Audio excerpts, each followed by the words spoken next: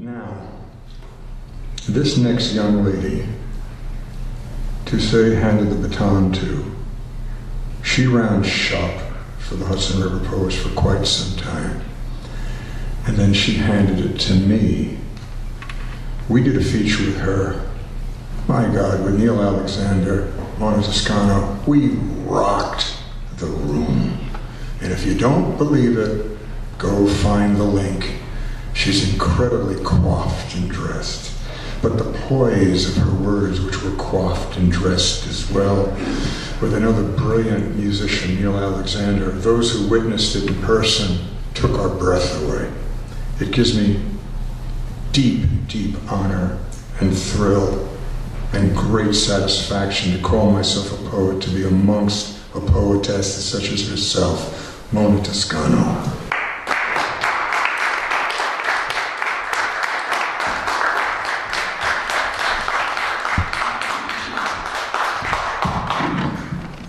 Oh my God, you sound better than my mother.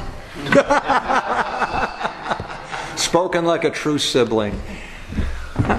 Well, since it's This side. Women's Day, I thought I'd do a metaphor about a woman, a poem that I wrote a good while ago, about, I don't know, 24 years ago. And it just had about 2 or 3 verses, and I took it into a workshop I was in with Aga Shahid Ali. Now, Aga Shahid Ali has become rather well known. I think he has a cult following among gays. He was a Kashmirian poet, and he died shortly after I had him. Well, maybe about 6 years or so. Maybe he's been dead, I don't know, 14 years or something. I believe it was he who introduced the ghazal, had it become renewed in forms in English. I'm going to read you one of his famous poems because I figured that way you'd know what caliber of a poet he was, but it's not a ghazal. It's called Dhaka Gauzes, and he begins with a quote from Oscar Wilde, from Dorian Gray. For a whole year he sought to acquire the most exquisite Dhaka gauzes. Those transparent Dhaka gauzes known as woven air, running water, evening dew.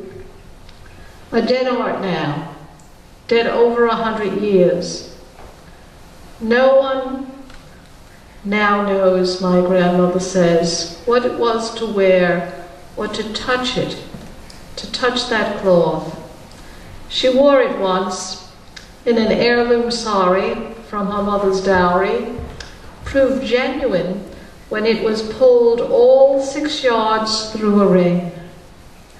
Years later, when it tore, many handkerchiefs embroidered with gold thread paisleys were distributed among the nieces and daughter-in-laws.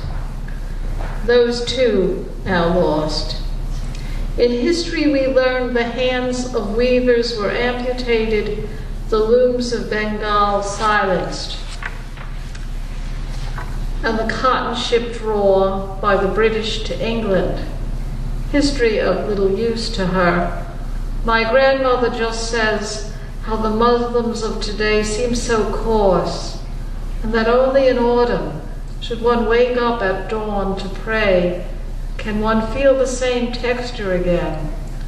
One morning, she says, the air was dew-starched. She pulled it absently through her ring.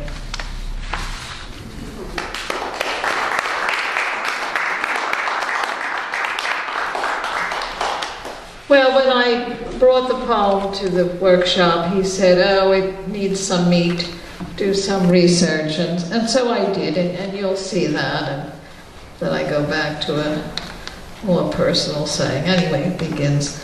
The Phoenix, post-immolation. What leads you to believe I rose immediately from the ashes? After the blazing, I was faint. I suffered shell shock. I tried to lift my head, but it was smoking.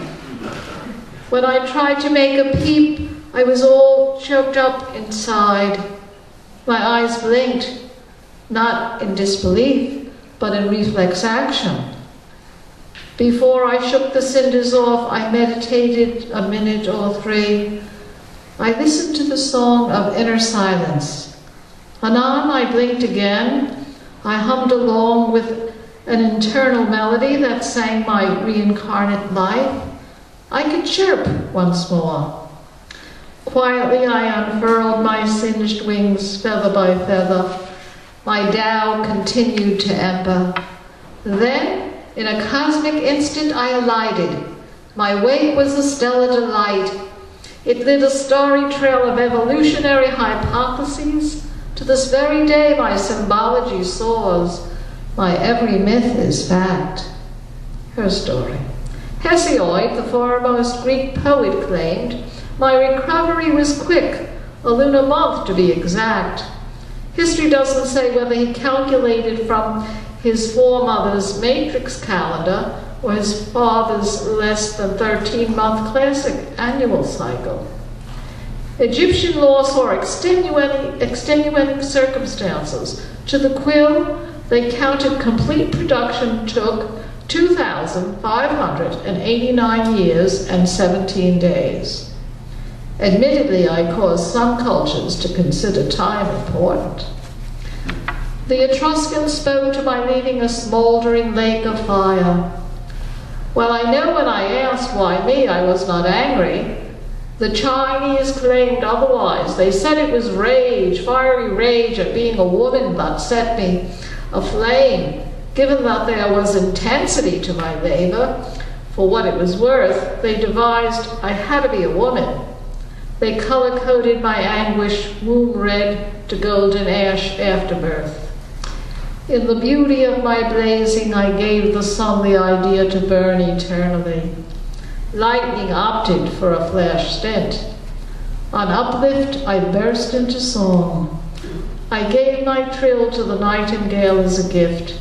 In so doing, I recognized my self-insemination, my genuine self-genesis.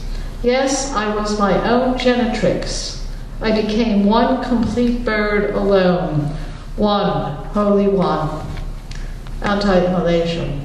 There are some who will say that I did it on purpose, setting myself on fire, self-destructing. A woman who claimed she was a friend before might offer, she heard the bird brain say, I want to suicide. But those who knew me well, those who were friends, would have to admit, while I had burning passions, I was not masochistic. Granted, of course, there are those who attest that tendency is inherent in woman. As for doing it on purpose, I never would have dreamed my legacy. In the cardinal act, not all heroes are aware of their courage. Admittedly, there are some negatives that could be brought to the fore. I kept putting off to learn to dance, how I felt I was too flighty and never could curtsy in time to the music. If forced to disenchant me further, an astute soul might be so bent to contest, I didn't fully appreciate I could fly. I was too caught up with the finesse involved with releasing my talons, with their brittle curved crescent. In this, I was like the crow, enamored with her crow's core, yet unaware, in a certain light, the waxy membrane of her feathers catches velvet rainbows.